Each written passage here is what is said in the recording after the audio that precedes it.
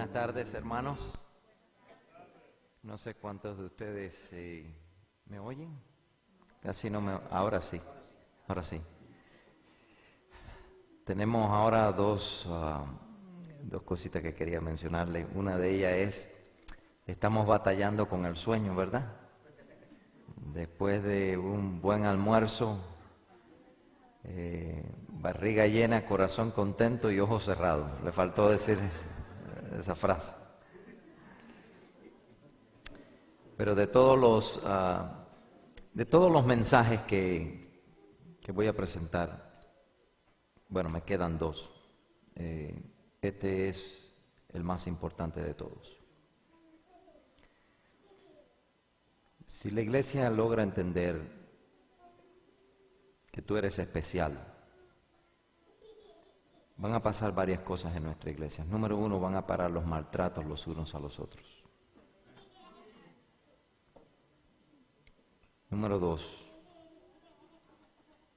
vas a ver el valor extraordinario que tiene la salvación.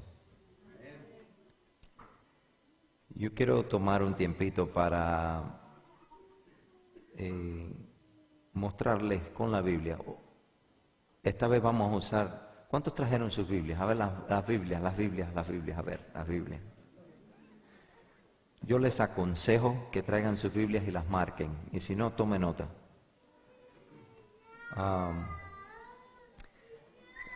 El tema de hoy, el tema de esta tarde es uno de los temas más lindos de la historia de la redención.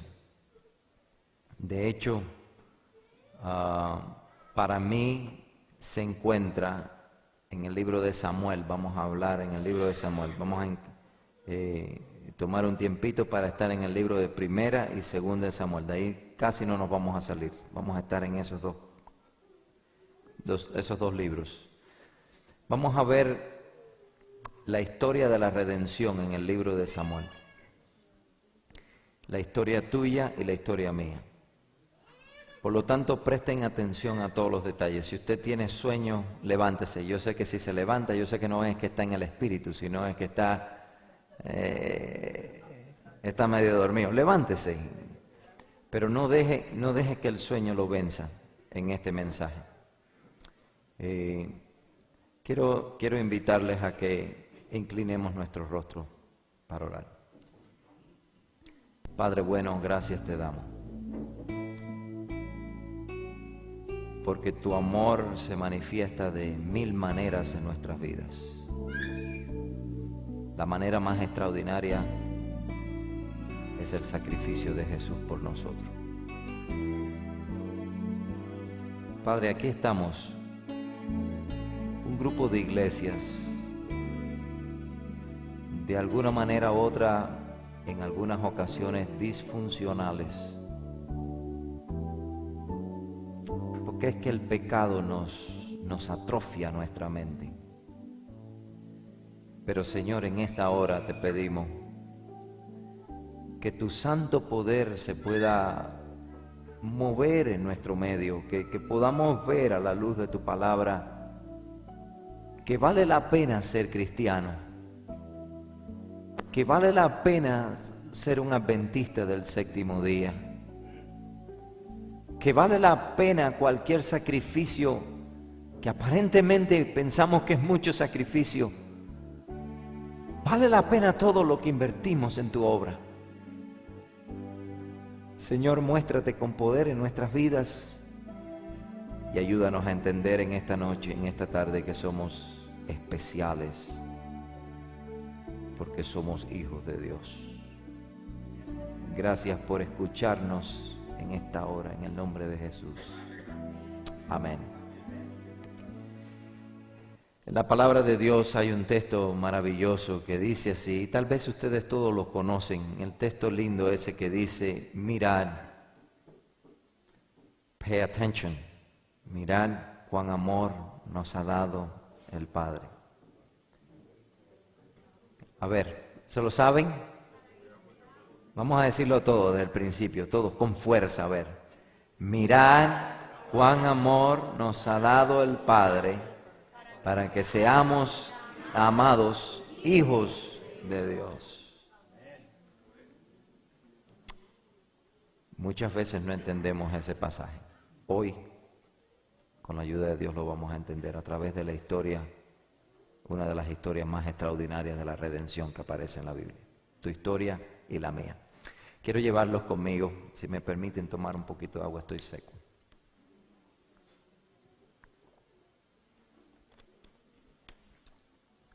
Quiero llevarlos conmigo al libro de Primera de Samuel. Vayan conmigo a Primera de Samuel. Algo extraordinario acerca del libro de Primera y Segunda de Samuel es que muchas veces la conclusión de la historia que aparece en Primera de Samuel, a veces se quedan las historias a medias. Pero algo extraordinario es que cuando usted lea una historia en Primera de Samuel que le parece que hay más de esa historia, búsquela en Segunda de Samuel en los mismos capítulos y la vas a encontrar. Es algo extraordinario cómo Dios trabaja. Y hoy vamos a ver una de esas historias. Quiero llevarlos conmigo, Primera de Samuel, capítulo 9, y voy a hablarles acerca de un personaje llamado Mefiboseth. No sé cuántos de ustedes han oído del gran personaje Mefiboseth. A ver las manos los que han oído. Ok, algunos. Mefiboseth. Pero para llegar a ver la vida de Mefiboseth, primero tenemos que entender quiénes fueron sus padres.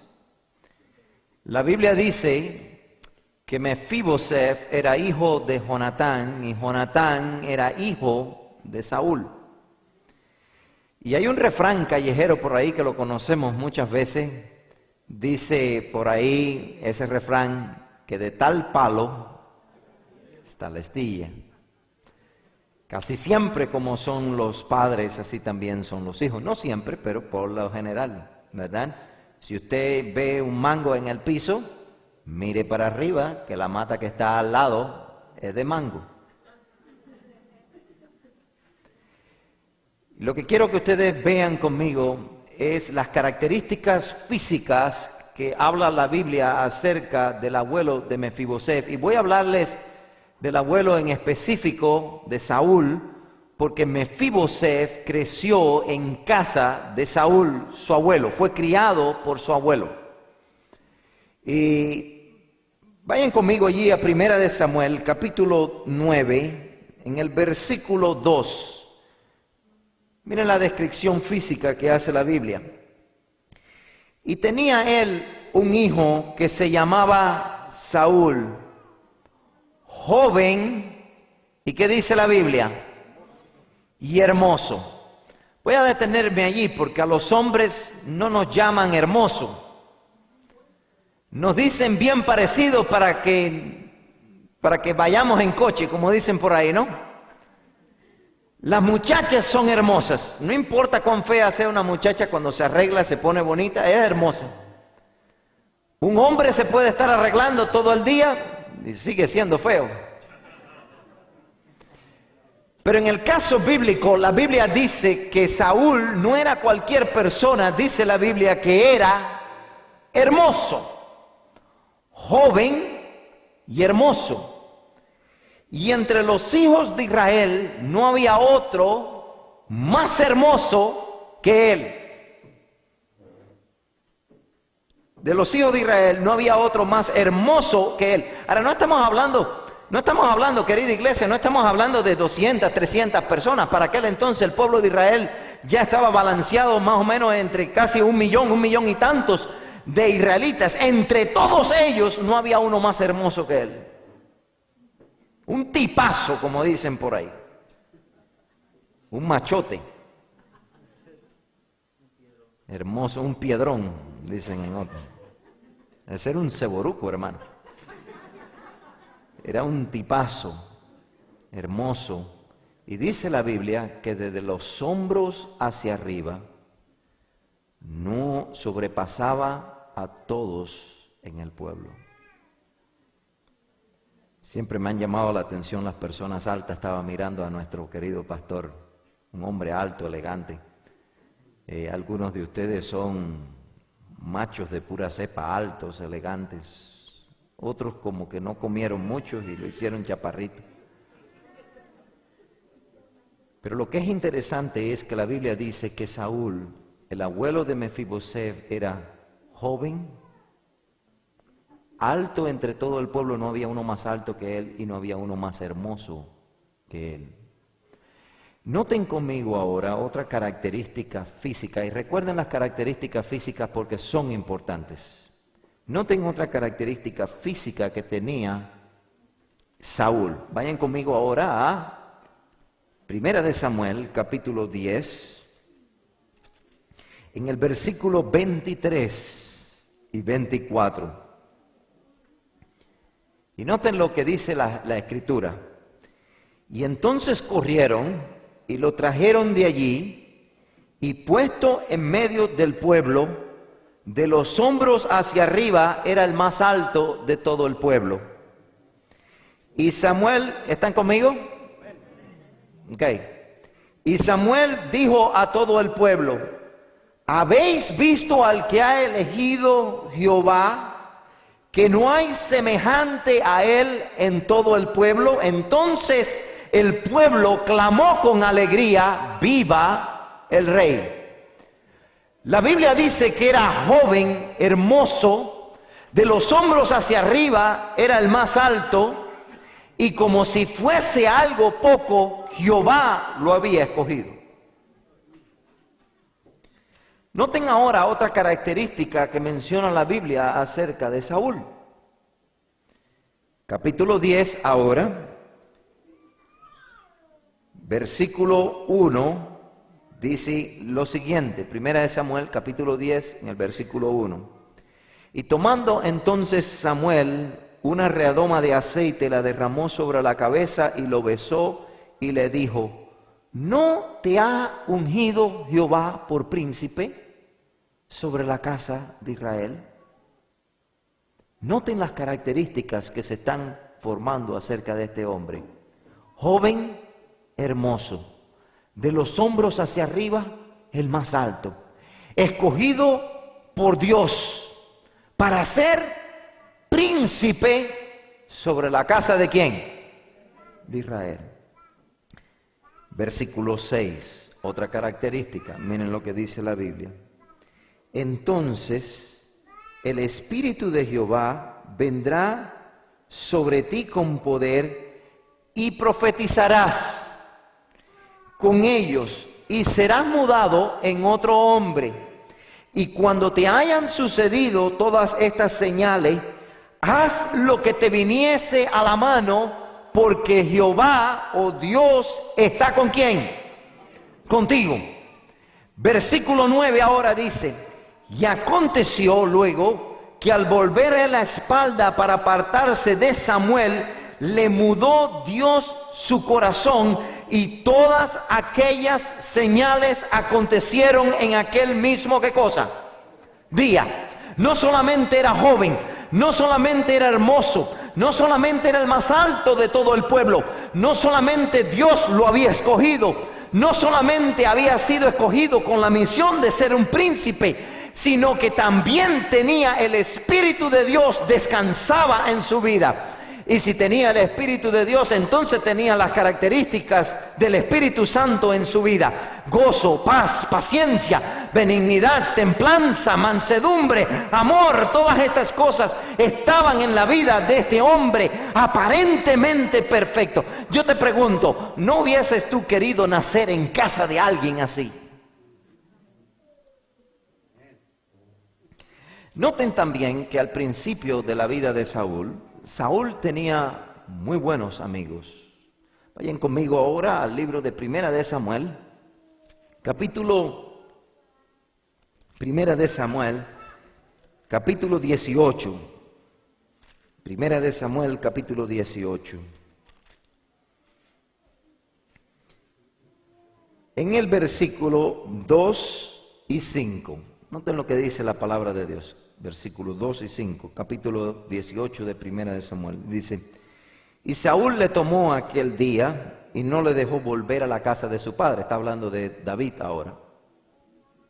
Y salía David donde quiera que Saúl le enviaba, y se portaba prudentemente, y lo puso Saúl sobre gente de guerra, y era acepto a los ojos de todo el pueblo y a los ojos de sus siervos los siervos de Saúl. No solamente era un joven hermoso, el más alto de todo el pueblo, lleno del Espíritu Santo, ungido para una misión especial, llamado a ser príncipe, sino gozaba de buenas amistades. Pero en la Biblia hay un texto que dice así: el que crea estar firme, mire y no caiga. Un día David, que ahora vivía en la casa de Saúl, fue mandado por su ejército a conquistar, y cuando vinieron de la conquista, allí está, en el libro de Primera de Samuel, en el capítulo 17, registrado lo que pasó. Usted se acuerda cuando David peleó, venció al gigante y hizo 2 o 3 hazañas hermosas. Cuando regresaba a Jerusalén, las mujeres de Israel empezaron a cantar un cántico. ¿Ustedes se acuerdan el cántico? Un cántico muy famoso en la Biblia. Saúl mató a sus miles y David mató ¿a quiénes? A sus 10,000. Saúl mató a sus miles y David mató a sus 10,000.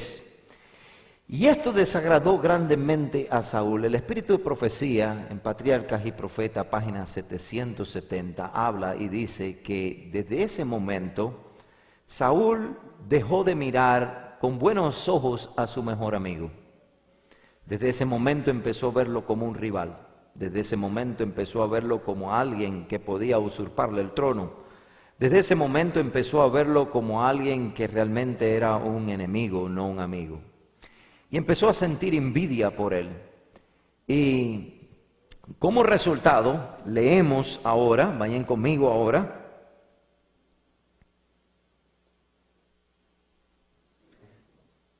Como resultado, la Biblia menciona que Saúl trató de matar a David 2 veces. Y las 2 veces David lo evadió. Noten lo que dice la palabra de Dios. Voy a buscarlo aquí rapidito. 18:10.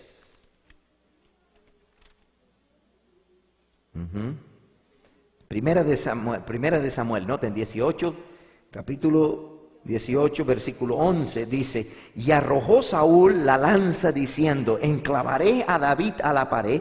Pero David, ¿cuántas veces lo esquivó? 2 veces.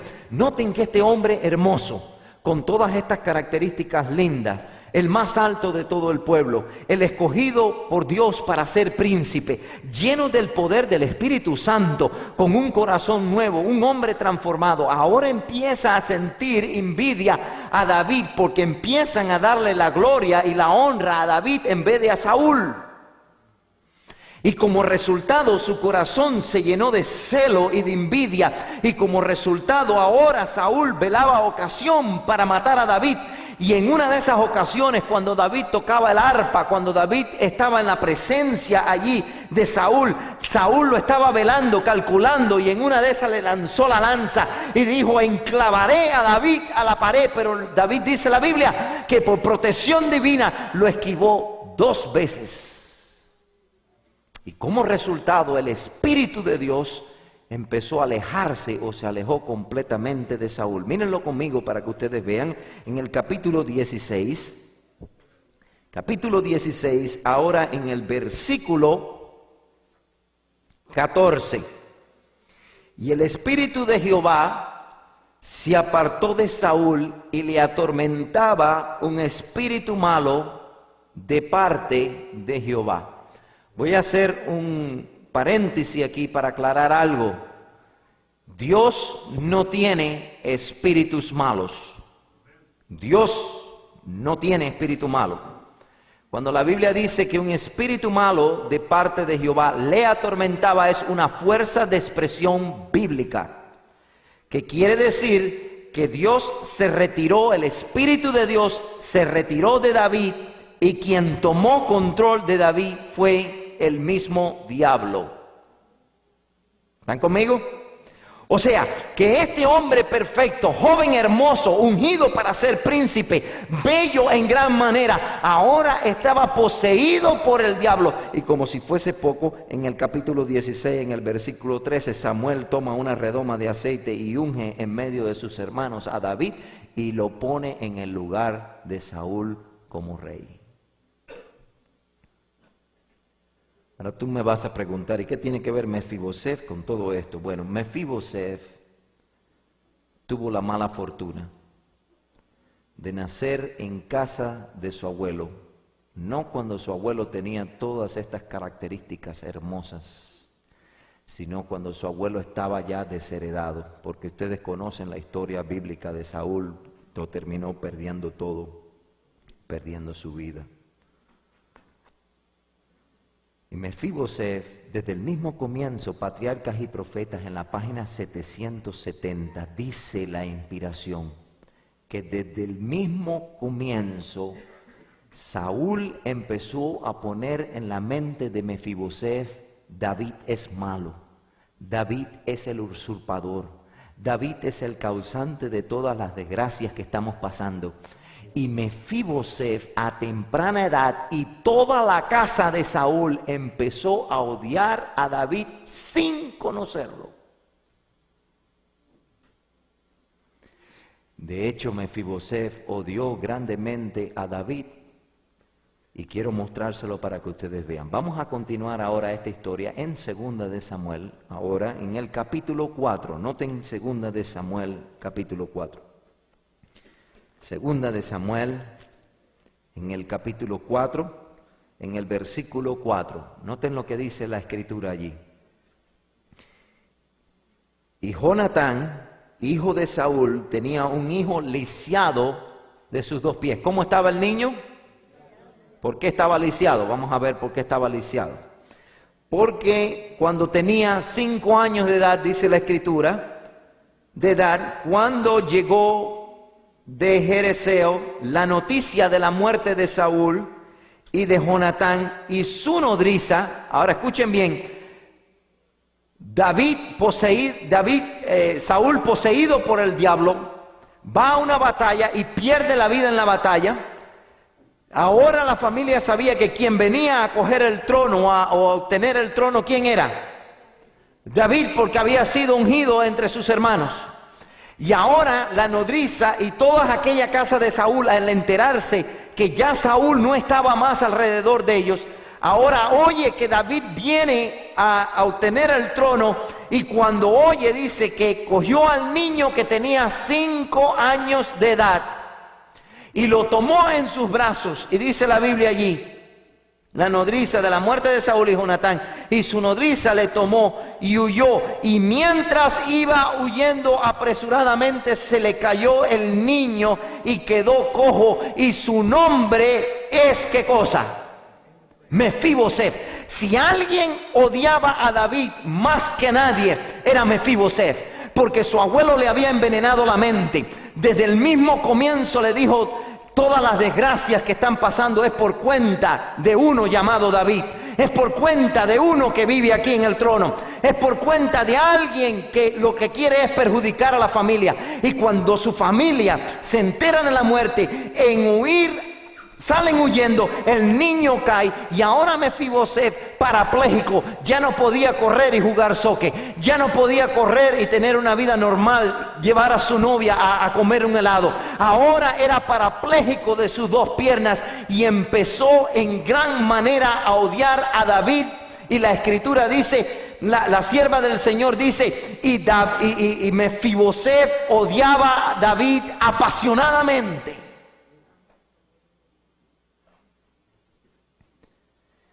Ahora David entra a reinar. Y cuando entra a reinar, hace algo sumamente interesante. Quiero que vean conmigo lo que hizo. 2 de Samuel ahora, en el capítulo 9.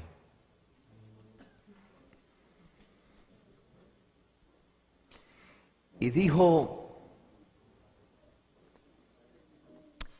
David: ¿ha quedado alguien de la casa de Saúl? a quien yo haga misericordia por amor a Jonatán. Noten que David entra a reinar. Yo les pregunto, si ustedes hubieran sido el rey de Israel, si usted hubiera sido David, al entrar a reinar, ¿qué hubiera hecho con todos sus enemigos? ¿Qué hubiera hecho con todos aquellos que querían eliminarlo? Los hubiera eliminado a todos. Pero cuando David entra a reinar, hace algo fuera de lo común, hace algo que nadie se imaginó. Llamó allí a sus súbditos y le dijo: no ha quedado alguien de la casa de mi enemigo a quien yo haga misericordia por amor a Jonatán. Ahora la pregunta que yo les hago es: ¿qué era lo que había entre Jonatán y David? Bueno, vamos a leerlo. Vayan conmigo ahora a Primera de Samuel nuevamente. Primera de Samuel nuevamente. En el capítulo 18.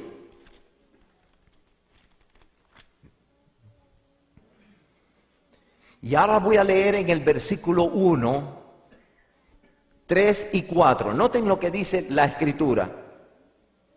Y aconteció que cuando él hubo acabado con Saúl, está hablando de David ahora, el alma de Jonatán quedó ligada con la de David y lo amó Jonatán como a sí mismo. ¿Cómo lo amó? Como a sí mismo. Versículo 3. E hizo pacto Jonatán y David porque le amaba como a sí mismo. Y Jonatán se quitó el manto que llevaba y se lo dio a David, y otra ropa suya, hasta su espada, su arco y su talabar. Dice la Biblia que cuando David entra a reinar, le dice: no ha quedado alguien de la casa de Saúl a quien yo haga misericordia por amor a Jonatán, porque yo y Jonatán hicimos un pacto. Ahora, ¿quieren saber ustedes cuál fue el pacto? Vayan a leerlo conmigo ahora, en el capítulo 20 ahora. Primera de Samuel, capítulo 20. En el versículo 8 y después vamos a leer en el versículo 15. Y harás pues misericordia. Este es David y Jonatán ahora hablando en privado. Harás pues misericordia con tu siervo, ya que has hecho entrar a tu siervo en pacto de Jehová conmigo. Versículo 15. Y no apartarás, este es el pacto ahora, y no apartarás tu misericordia de mi casa. ¿Por cuánto tiempo? ¿Por cuánto tiempo, querida iglesia?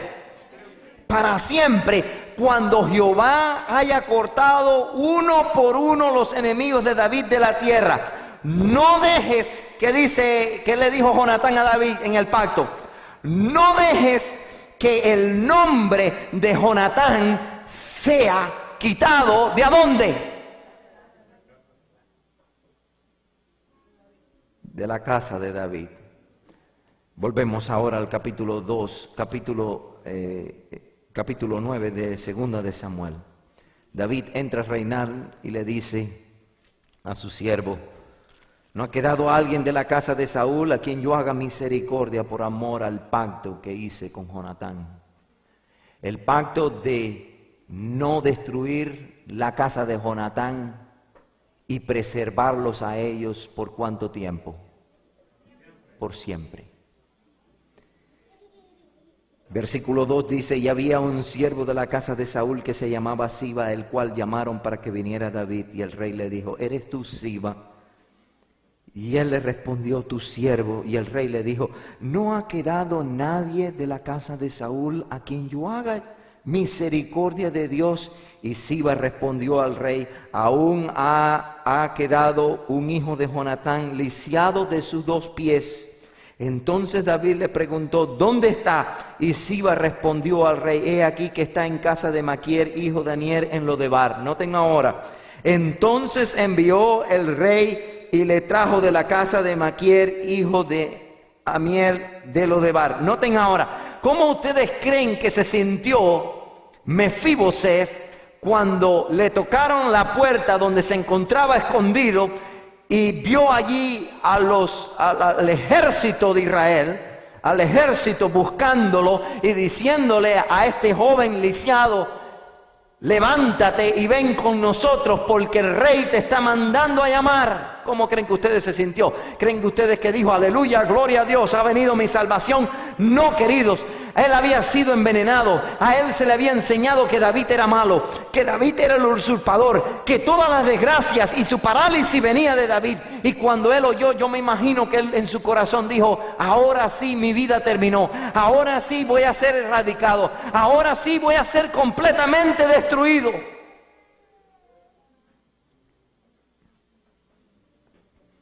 Versículo 6.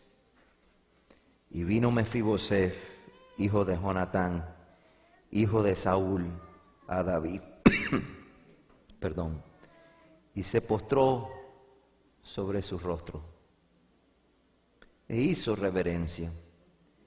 Y le dijo Mefiboseth tocándole. Yo me imagino ese momento. Mefiboseth.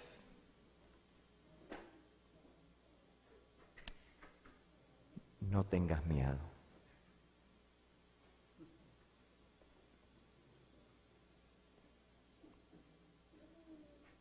Y él respondió, he aquí tu siervo. Y David le dijo, no tengas miedo, porque yo a la verdad haré contigo misericordia. No tengas miedo, porque yo haré contigo misericordia. Porque yo a la verdad haré contigo misericordia por amor a Jonatán tu padre, y te devolveré. Noten algo extraordinario que empieza a pasar aquí. Y te devolveré todas las tierras de Saúl tu padre, y tú comerás para siempre en mi mesa. Y él inclinándose le dijo, miren cuando se inclinó lo que le dijo. ¿Quién es tu siervo para que mires a un perro muerto como yo? Yo pregunto, ¿David le podía servir como esclavo? Ni siquiera podía servirle como esclavo, estaba parapléjico de sus dos piernas. Era un estorbo, Mefiboseth era un estorbo para David. Pero porque había un pacto de no destruir la casa del enemigo, porque había un pacto de preservar la casa de Saúl en la casa de David. David ahora cuando ve a Mefiboseth le dice, no tengas miedo, hijo, porque yo a la verdad haré contigo misericordia. ¿Cómo ustedes creen que se sintió Mefiboseth cuando oyó esto? Un momento, esto no fue lo que me enseñaron de David. A mí me enseñaron que él era usurpador. A mí me enseñaron que él era malo. Sigo leyendo. Entonces el rey llamó a Siba, siervo de Saúl, y le dijo, todo lo que fue de Saúl y toda su casa, yo la he dado al hijo de tu señor. Tú pues le labrarás la tierra, y tú y con tus hijos y tus siervos almacenarás los frutos para que el hijo de tu señor tenga pan para comer. Pero Mefiboseth, el hijo de tu señor, comerá siempre a mi mesa. Y tenía Siba 15 hijos y 20 siervos, y respondió Siba al rey, conforme a todo el mandato, mi señor, el rey, a su siervo, así lo hará tu siervo. Mefiboseth, dijo el rey, comerá a mi mesa como uno de los hijos del rey.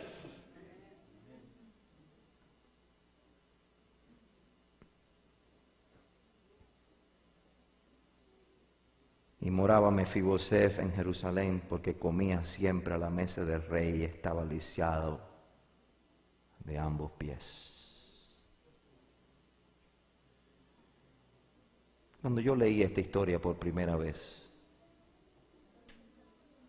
me pregunté por qué Dios puso esta historia en la Biblia. ¿Para mostrarnos cuán bueno era David? ¿O será que esta historia es la historia de la redención? ¿Podrá ser que esta sea tu historia y la mía? Cuando Jesús caminaba en camino de Emaús, ustedes se acuerdan, en el capítulo 24 de Lucas, dice la Escritura, que Jesús empezó a compartir con ellos lo que de él decían desde Génesis hasta todos los profetas.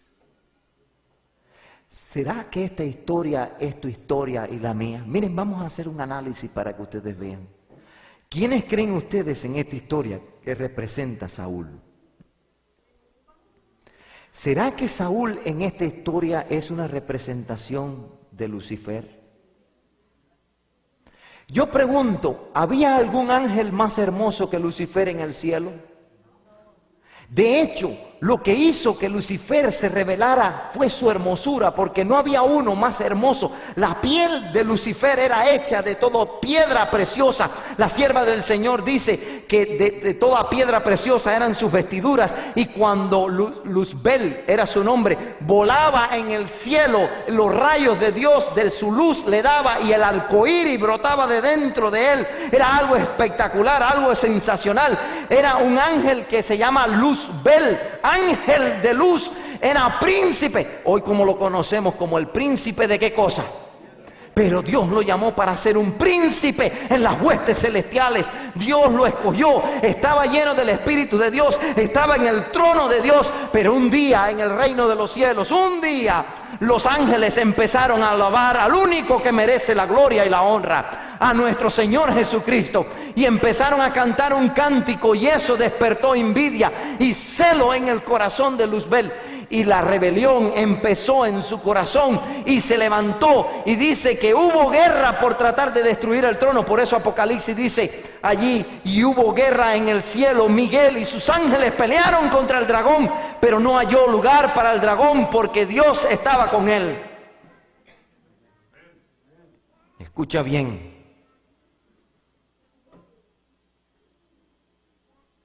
¿Quiénes creen ustedes que representa a David en esta historia? ¿Será que en esta historia David es una representación de nuestro Señor Jesucristo? No hay una historia más linda en la Biblia, para mi entender, de la redención que esta historia que les acabé de leer brevemente por arribita. ¿Saben por qué? Porque en esta historia nos muestra que la casa de David, de Saúl, nunca fue destruida, porque Dios, el David celestial, hizo un pacto. ¿Y cuál fue ese pacto? Está registrado allí en la Escritura. Desde antes de la fundación del mundo se hizo un pacto, que si el hombre caía en pecado, nunca se iba a borrar su nombre. Y cuando Adán y Eva pecaron por primera vez, me imagino a Satanás diciendo: ahora sí van a ser exterminados. Pero quedó completamente el cielo en completo shock cuando vio en Génesis 3:15 que Dios se levantó y mostró por primera vez el plan de la redención, porque Dios quería salvar al ser humano por un pacto. ¿Para quién representa Mefibosef en esta historia? ¿Será que Mefibosef representamos tú y yo? ¿Saben que cuando Jesús estaba haciendo milagros, Él miraba a los paralíticos y les decía: levántate y anda, tus pecados te son perdonados? Porque parálisis en la Biblia es un símbolo del pecado. Y cuando Adán y Eva pecaron, esos primeros padres dejaron caer en su huida, dejaron caer a la humanidad, y la humanidad desde entonces ha quedado parapléjica. Pero ¿saben lo que está haciendo el David celestial ahora que reina por los siglos de los siglos? Ahora que es Señor y Señor de reyes, está por donde quiera llamando a sus siervos, a ti y a mí, a los siervos de Saúl, los que han sido redimidos para su casa. Levántate y busca a los Mefibosef en el mundo. Levántate y busca a aquellos que están tirados. Levántate y busca a aquellos que tienen un concepto erróneo de mí. Levántate y busca a aquellos que piensan cuando muere un hijo: ay Diosito, ¿por qué te lo llevaste? ¿Quién dijo que Dios se deleita en la muerte del ser humano? La Biblia dice todo lo contrario. La Biblia dice, mas yo he venido para que vengas y tengas vida y vida en abundancia. La muerte es un resultado del pecado, pero como hemos sido enseñados por nuestros padres que David celestial es malo, que David es el usurpador, hemos creído con conceptos erróneos y muchas veces dentro de la iglesia hemos creado conceptos erróneos del plan de la salvación. Y hoy Dios, el David celestial, ha venido aquí y te mira y te dice: Mefiboseth, no tengas miedo, porque yo a la verdad haré contigo misericordia. A veces me llama la atención cuán torcidas están nuestras mentes. ¿Saben por qué, queridos? He escuchado a veces hermanos arrogantes en la iglesia que me han dicho: pastor, si yo me voy de esa iglesia se va a desaparecer. Yo les pregunto a ellos: ¿y quién te dijo a ti que Dios te necesita? Tú eres un simple perro. Escucha, perdonen que sea tan duro al hablar de esta manera, pero Pablo dice: en el reino de los cielos no va a entrar ningún perro. Y no está refiriendo a animales de cuatro patas, se está refiriendo a personas que no tienen a Cristo en el corazón, tienen el mismo valor que cualquier animal allá afuera, porque sin Cristo no somos nada. Yo te pregunto, ¿qué tienes tú que ofrecerle a Cristo? ¿Ustedes creen que cuando nosotros adoramos a Dios, lo adoramos y a veces nos hacemos estos cocos mentales nosotros mismos? Decimos: ay, Dios se complace con mi adoración. Hermanos, escucha bien, tu adoración debe ser una respuesta de gratitud a Dios, pero Dios no necesita tu adoración. Tiene miles y millares de ángeles que le adoran y le sirven. Lo menos que necesita Dios es tu adoración. Tú y yo somos paralíticos, paralizados por el pecado, somos enfermizos, somos enemigos, pero dice la Biblia: aun cuando éramos todavía enemigos, Cristo murió por el impío. ¿Por qué? Por un pacto eterno. ¿Cuál era ese pacto? De no destruir a la raza humana y preservarla en la casa de su Padre. Escucha bien el mensaje de esta tarde. David te está llamando y David te está diciendo: no tengas miedo, porque yo a la verdad haré contigo misericordia. Y aquí viene algo extraordinario, escuchen bien: y te voy a devolver todo lo que un día perdiste. Ay, hermano, qué valor tiene eso en nuestras vidas. Es por eso que los cristianos frente a un funeral cantan, porque saben que un día el David celestial, con voz de mando, con trompeta de Dios, descenderá del cielo. Y los que descansaron serán vueltos a los brazos. La sierva del Señor tiene notas extraordinarias como esta. Ella vio ángeles poderosos de Dios que iban a las tumbas, levantaban a aquellos bebés muertos, recibían en sus brazos a los bebés muertos y los cargaban y se los llevaban y se los ponían a sus madres en sus brazos. Te voy a devolver. La sierva del Señor dice algo extraordinario acerca de Adán y Eva. Dice: árboles que plantaron y que no pudieron cosechar de ellos, un día Adán y Eva comerán de esos mismos árboles. Te devolveré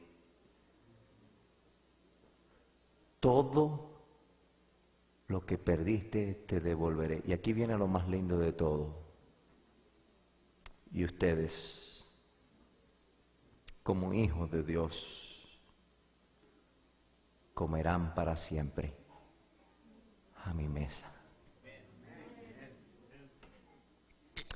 Es por eso que yo predico a Jesucristo crucificado y resucitado. Es por eso que no me avergüenzo del Evangelio, porque es poder de Dios Es por eso que dejémonos de bobería, atacándonos unos a otros en las iglesias. Busquemos. Miren, si la iglesia sale a trabajar y cumple su misión, no va a haber chance para que la iglesia se enreden los unos a los otros. Es tiempo de levantarnos y buscar a los Mefiboseth que están perdidos.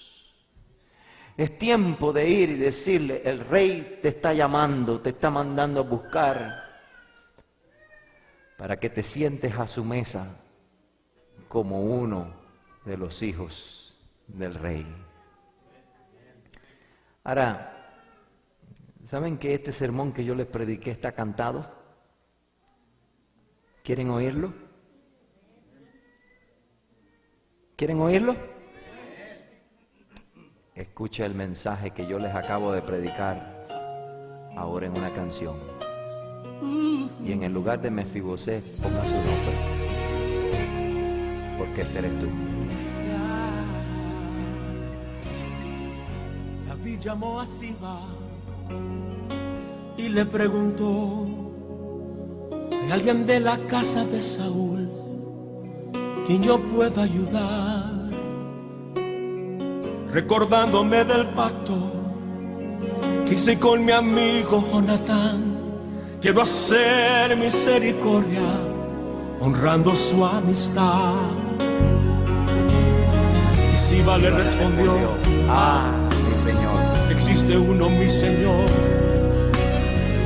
que habita en Lodebar, tierra de tristeza y dolor, donde reina la maldad y la miseria es realidad. Es una tierra sin sueños, Señor, lugar de pavor. David pregunta a Siba: háblame más de este hombre, por favor, ya díganme su nombre.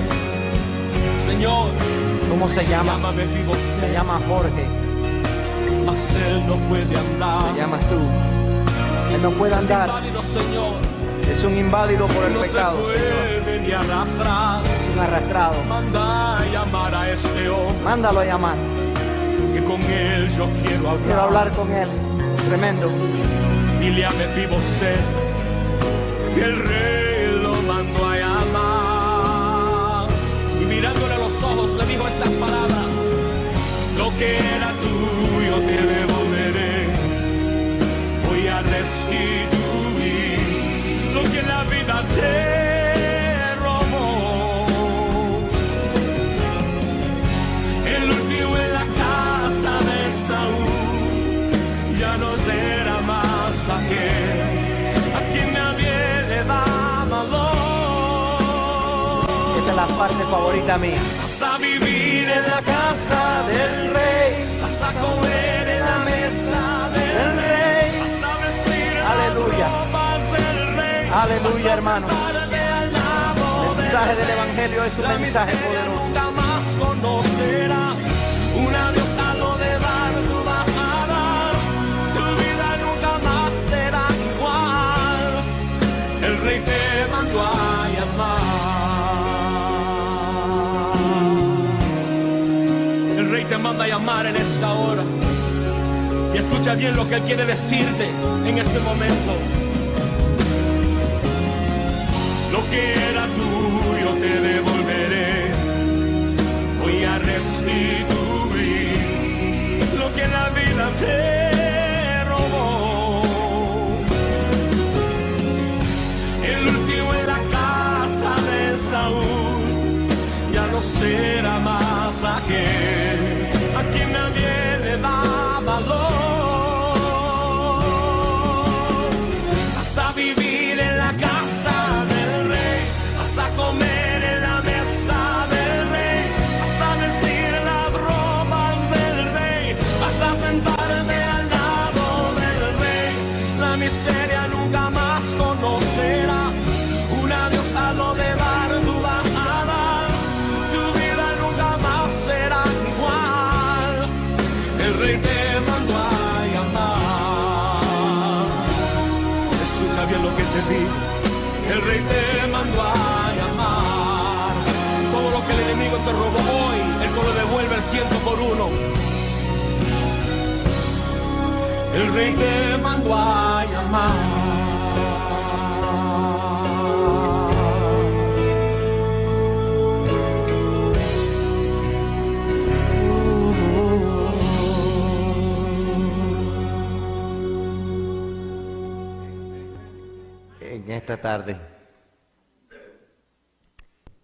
En esta tarde el Rey te está llamando. No para destruirte.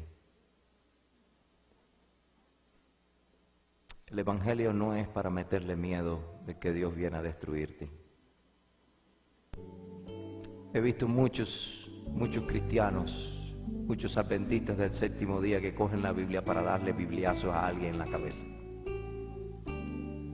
Ese no es el Evangelio. Esas son personas que no han entendido el Evangelio. ¿Saben qué es lo que es el Evangelio? El Evangelio es simple. A la verdad tendré de ti misericordia.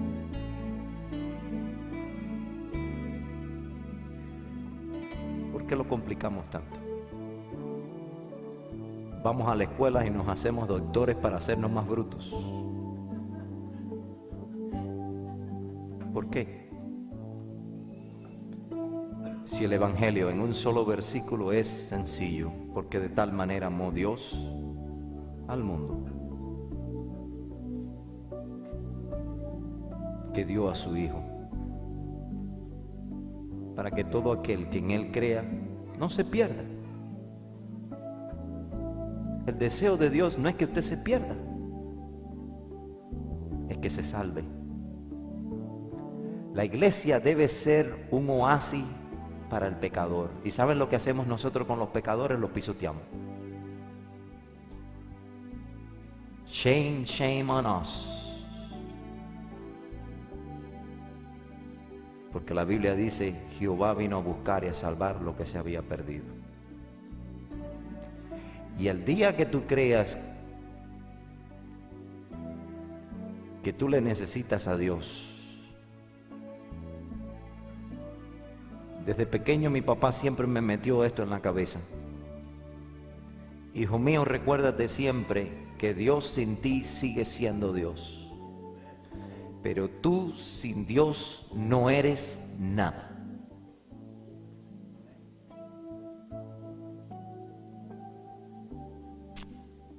Yo soy un Mefibosef agradecido.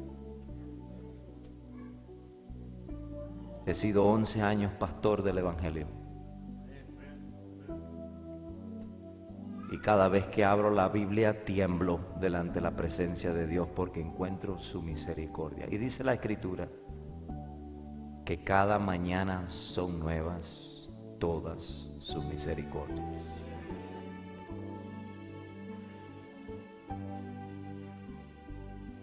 Tú eres un Mefibosef afortunado. Y te digo por qué. Porque siendo maltratado feamente por el pecado,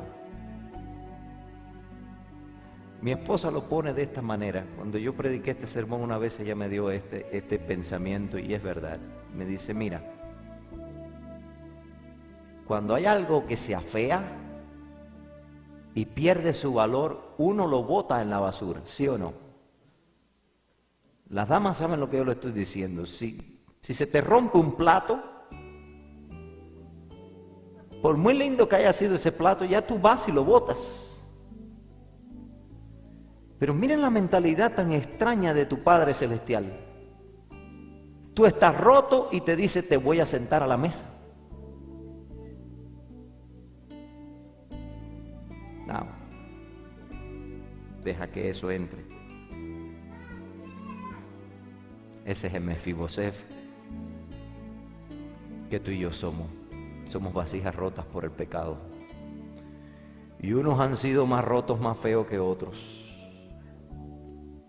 Pero todos somos miserables pecadores. Dice la Biblia que la justicia del hombre, dice, es como trapo de inmundicia. Y bueno, ni siquiera hay uno. Pero Dios en su infinito amor nos dice allí en Primera de Juan, mirar. Pay attention en inglés sería pay attention. Cuán amor nos ha dado el Padre para que seamos hijos de Dios. Tú no eres la cualquier cosa.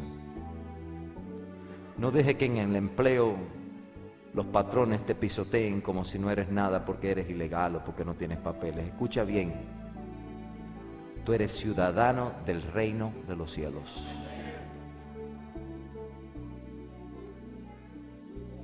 Y como ciudadano de tal, el Señor te dice, mirad, cuán amor nos ha dado el Padre, que nos has hecho hijos de Dios.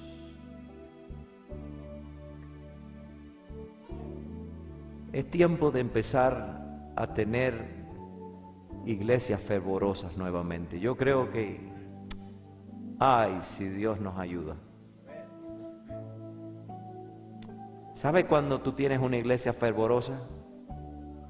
Cuando los integrantes de ellas se dan cuenta que son nada y Dios los ha hecho todo. ¿Sabe cuando tú tienes una iglesia fervorosa? Cuando te das cuenta que eres un pecador redimido por la sangre de Jesucristo. Es por eso que Jesús dijo, con esto termino, si yo fuese levantado,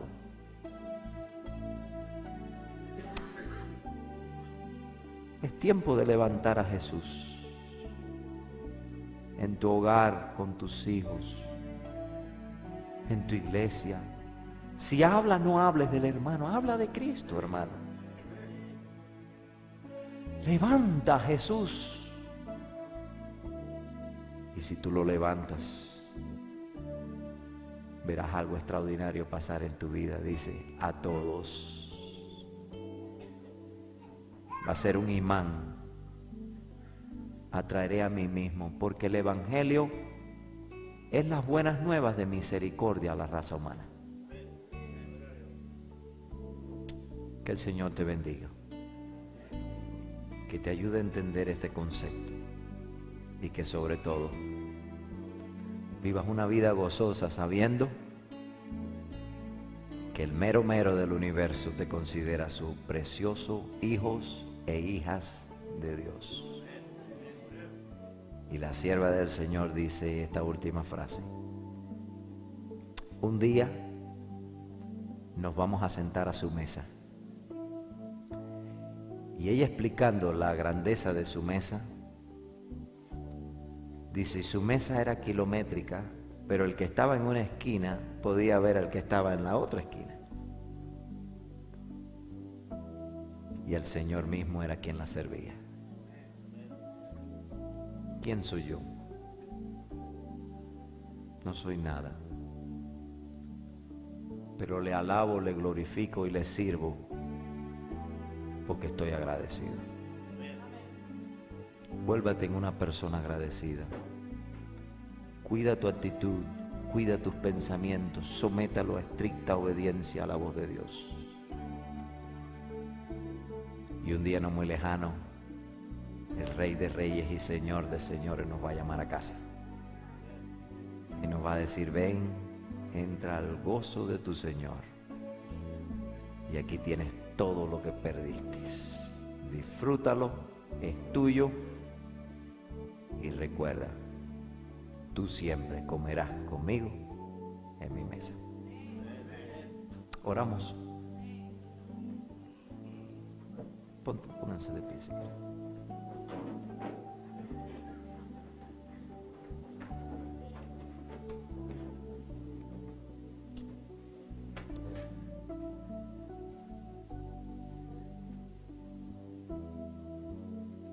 Señor, no sé por qué nos amas tanto.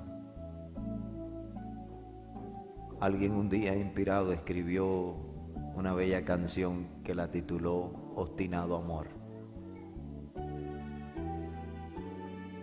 ¿Qué vistes en nosotros?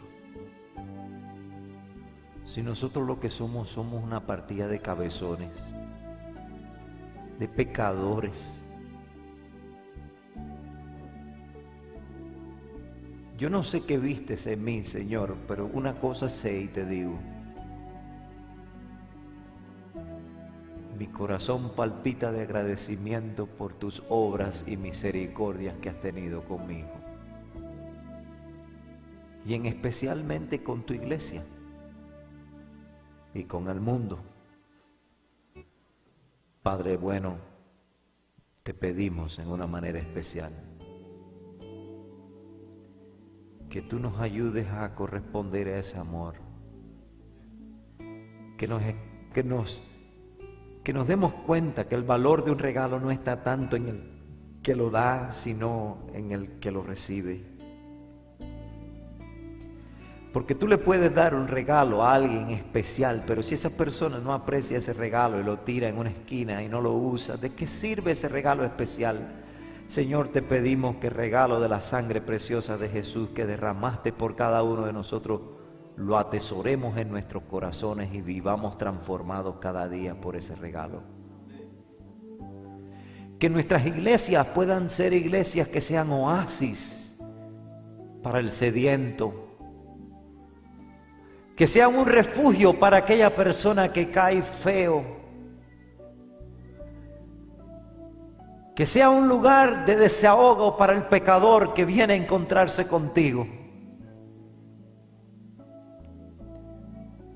Que seamos tardos para irarnos y grande en misericordia. Que vivamos el Evangelio de una manera sencilla, viva y eficaz en nuestra vida. Bendícenos, cuídanos. Y síguenos bendiciendo en este sábado. Gracias por esta linda congregación en el nombre de Jesús.